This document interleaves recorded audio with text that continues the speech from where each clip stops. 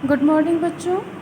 हम लोगों ने पाठ 2 जयशंकर प्रसाद की जीवनी पढ़ी है। अब पाठ 2 ममता आपको आज हम पढ़ाएंगे, ठीक है?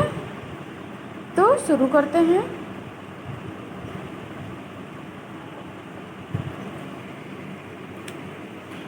रोहतास दुर्ग के प्रकोष्ठ में बैठी हुई युवती ममता सोन के तीक्ष्ण गंभीर प्रवाह को देख रही है। सोन मतलब है यहाँ पे सोन नदी, जो कि एमपी से बिहार की ओर बहती है। रोहतास दुर्ग के प्रकोष्ठ में, प्रकोष्ठ का मतलब होता है कि दरवाजे पर बैठी हुई है और वह सोन नदी के तीक्ष्ण गंभीर प्रवाह को देख रही है। ममता विधवा थी। उसका यौवन सोन के समान ही उमड़ रहा था। सोन के समान मतलब सोने के समान ही उमड़ रहा था। मन में वेदना, मस्तक में आंधी, आँखों में पानी की बरसात लिए वह सुख के कंटक शयन में विकल थी। वह रोहतास दुर्गपति के मंत्री चूड़ामणि की अकेली दुहिता थी। दुहिता मतलब पुत्री थी। फिर उसके लिए कुछ अभाव होना असंभव था, परंतु वह विधवा थी। हिंदू विधवा संसार में सबसे निराश्रय प्राणी है। तब उसकी विडंबना का कहाँ अंत था। चूड़ामणि ने चुपचाप उसके प्रकोष्ठ में प्रवेश किया। सोन के प्रवाह में, उसके कलनाद में अपना जीवन मिलाने में वह बेसुध थी। पिता का आना न जान सकी। वह वहाँ बैठी बैठी सोन नदी के लहरों को देख रही थी और अपने मन ही मन अपने विचारों से में खोई हुई थी। अपने पिता का आना भी उसको सुनाई या दिखाई नहीं पड़ा। चूड़ामणि व्यथित हो उठे। स्नेह पालिता पुत्री के लिए क्या करे। वह स्थिर न कर सकते थे। लौट कर बाहर चले गए। ऐसा प्रायः होता, पर आज मंत्री के मन में बड़ी दुश्चिंता थी। पैर सीधे न पड़ते थे। एक पहर बीत जाने पर वे फिर ममता के पास आए। उस समय उनके पीछे 10 सेवक चांदी के बड़े थालों में कुछ लिए खड़े थे। कितने ही मनुष्यों के पद शब्द सुनकर ममता ने घूम कर देखा। मंत्री ने सब थालों को रखने का संकेत किया। अनुचर थाल रखकर चले गए। ममता ने पूछा, यह क्या है पिताजी? उसके पिताजी कहते हैं, तेरे लिए बेटी उपहार है, कहकर चूड़ामणि ने उसका आवरण उठा दिया। स्वर्ण का पीलापन उस सुनहली संध्या में विकर्ण होने लगा। ममता चौंक उठी। इतना स्वर्ण, यह कहाँ से आया? चुप रहो ममता, यह तुम्हारे लिए है। तो क्या आपने म्लेच्छ का उत्कोच स्वीकार कर लिया? म्लेच्छ मतलब मलिन, उत्कोच मतलब क्या होता है? घूस। मतलब आपने उस मलिच्छ का घूस स्वीकार कर लिया? पिताजी, यह अनर्थ है। अर्थ नहीं, लौटा दीजिए। पिताजी, हम लोग ब्राह्मण हैं, इतना सोना लेकर क्या करेंगे? इस पतोन्मुखी प्राचीन सामंत वंश का अंत समीप है बेटी। किसी भी दिन शेरशाह रोहिताश्व पर अधिकार कर सकता है। उस दिन मंत्रित्व न रहेगा। तब के लिए बेटी, हे भगवान, तब के लिए, विपद के लिए इतना आयोजन, परमपिता की इच्छा के विरुद्ध इतना साहस। पिताजी, क्या भीख न मिलेगी? क्या कोई हिंदू भूपृष्ठ पर न बचा रहेगा जो ब्राह्मण को 2 मुट्ठी अन्न दे सके? यह असंभव है। फेर दीजिए पिताजी, मतलब वापस कर दीजिए। मैं काँप रही हूँ। इसकी चमक आँखों को अंधा बना रही है। ममता अपने पिता से कह रही है। मूर्ख है, कहकर चूड़ामणि चले गए। वह अपनी पुत्री को कहते हैं कि तुम मूर्ख हो। दूसरे दिन जब डोलियों का तांता भीतर आ रहा था, ब्राह्मण मंत्री चूड़ामणि का हृदय धक धक करने लगा। वह अपने को रोक न सका। उसने जाकर रोहतास दुर्ग के तोरण पर डोलियों का आवरण खुलवाना चाहा। पठानों ने कहा, यह महिलाओं का अपमान करना है।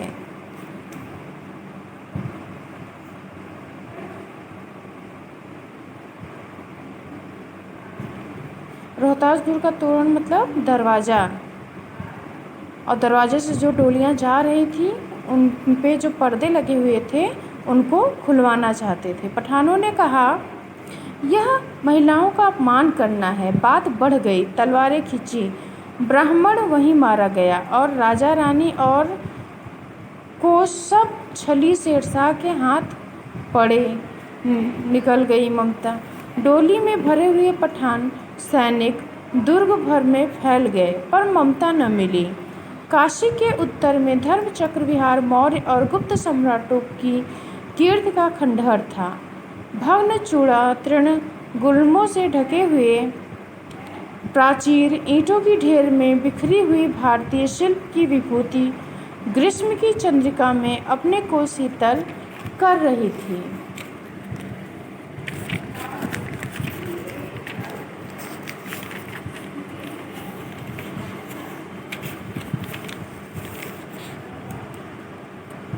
जहाँ पंचवर्गीय भिक्षु गौतम का उपदेश ग्रहण करने के लिए पहले मिले थे, उसी स्तूप के भग्नावशेष की मलिन छाया में एक झोपड़ी के दीपालोक में एक स्त्री पाठ कर रही थी।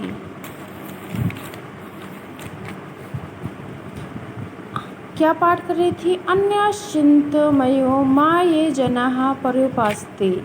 यह गीता का पाठ कर रही थी। यहाँ पे कृष्ण जी का उपदेश है कि जब जब मनुष्यों में को परेशानी होगी, वो दुखी होंगे, तब तक मैं उनका साथ दूंगा, उनके साथ रहूँगा। पाठ रुक गया। एक भीषण और हताश आकृति दीप के मंद प्रकाश के सामने खड़ी थी। स्त्री उठी, उसने कपाट बंद करना चाहा, परंतु वह व्यक्ति ने कहा, माता, मुझे आश्रय चाहिए। तुम कौन हो? स्त्री ने पूछा। मैं मुगल हूँ, चौसा युद्ध में शेरशाह से विपन्न होकर रक्षा चाहता हूँ। इस रात अब आगे चलने में असमर्थ हूँ। क्या शेरशाह से? स्त्री ने अपने ओठ काट लिए। हाँ माता, परंतु तुम भी वैसे ही क्रूर हो। वही भीषण रक्त की प्यास, वही निष्ठुर प्रतिबिंब तुम्हारे मुख पर भी। सैनिक, मेरी कुटी में स्थान नहीं, जाओ कहीं दूसरा आश्रय खोज लो। गला सूख रहा है, साथी छूट गए हैं, अश्व गिर पड़ा है, इतना थका हुआ हूँ। इतना कहते कहते वह व्यक्ति धम से बैठ गया और अपने सामने ब्रह्मांड घूमने लगा। स्त्री ने सोचा, यह विपत्ति कहाँ से आई?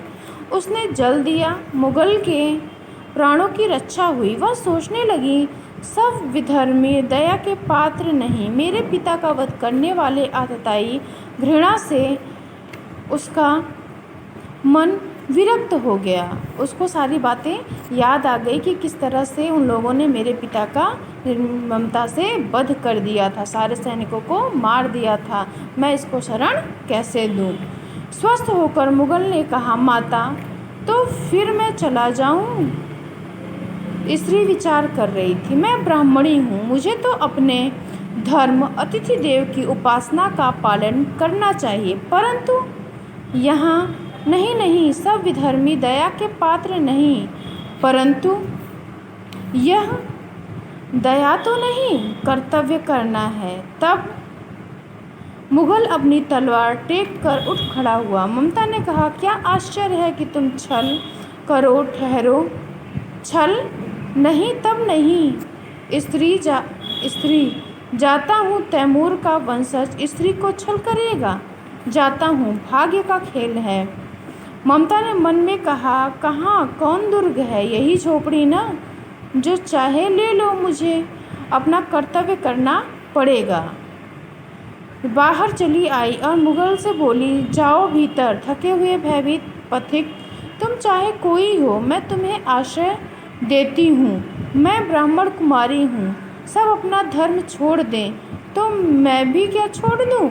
मुगल ने चंद्रमा के मंद प्रकाश में वह महिमामय मुखमंडल देखा। उसके मन ही मन नमस्कार किया। ममता पास की टूटी हुई दीवार पर चली गई। भीतर थके पथिक ने झोपड़ी में विश्राम किया।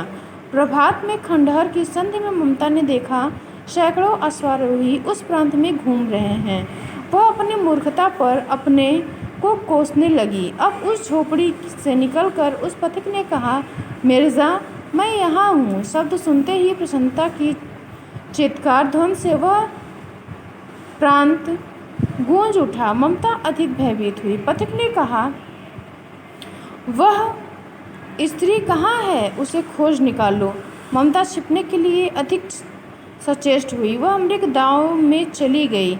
दिन भर उसमें से न निकली। संध्या में जब उन लोगों ने जाने का उपक्रम हुआ तो ममता ने सुना, पथिक घोड़े पर सवार होते हुए कह रहा है, मिर्ज़ा, उस स्त्री को मैं कुछ न दे सका। उसका घर बनवा देना, क्योंकि मैंने विपत्ति में यहाँ विश्राम पाया था। यह स्थान भूलना मत। इसके बाद वे चले गए। चौसा के मुगल पठान युद्ध को बहुत दिन बीत गए। ममता अब 70 वर्ष की वृद्ध है। वह अपनी झोपड़ी में एक दिन पड़ी थी। शीतकाल का प्रभाव था। उसका जीर्ण कंकाल खांसी से गूंज रहा था। ममता की सेवा के लिए गांव की 2-3 स्त्रियां उसे घेर कर बैठी थी, क्योंकि वह आजीवन सबके दुख सुख की भागिनी रही। ममता ने जल पीना चाहा। एक स्त्री ने सीपी से जल पिलाया। सहसा एक अश्वारोही उसी झोपड़ी के द्वार पर दिखाई पड़ा। वह अपनी धुन में कहने लगा, मिर्ज़ा ने यहाँ चित्र बनाकर दिया है। वह तो इसी जगह का होना चाहिए।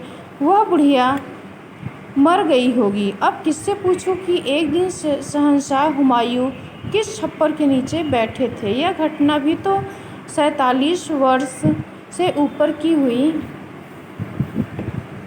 ममता ने अपने विकल कानों में सुना।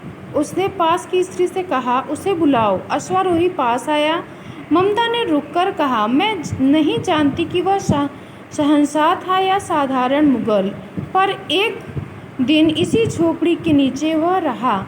मैंने सुना था कि वह मेरा घर बनवाने की आज्ञा दे चुका था। मैं आजीवन अपनी झोपड़ी के खोदे जाने के डर से भयभीत रही। भगवान ने सुन लिया। मैं आज इसे छोड़े जाती हूँ। तुम इसका मकान बनवाओ या महल। मैं अपने चिर विश्राम गृह में जाती हूँ। वह अश्वारोही अवाक खड़ा था। बुढ़िया के प्राण पक्षी अनंत में उड़ गए। वहाँ एक अष्टकोण मंदिर बना और उस पर शिलालेख लगाया गया। सातों देश के नरेश हुमायूं ने एक दिन यहाँ विश्राम किया था। उसके पुत्र अकबर ने उसकी स्मृति में यह गगनचुंबी मंदिर बनवाया है, पर उसमें ममता का कहीं नाम नहीं।